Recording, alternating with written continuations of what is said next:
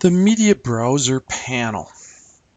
So right now I'm going to go down into my project panel, and across the top I have a button here that says media browser. When I pick on the media browser, this is basically kind of like a panel that allows me to look through all of my hard drives, my network drives, on the cloud, etc. It allows me to look for all of my media.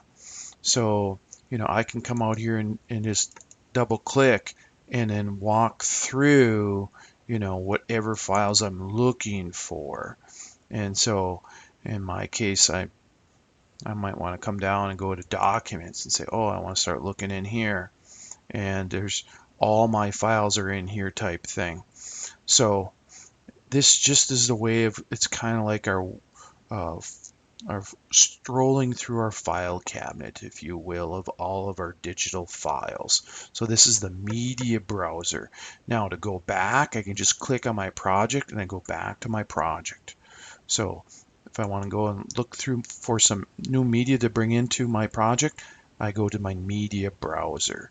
I go back to my project.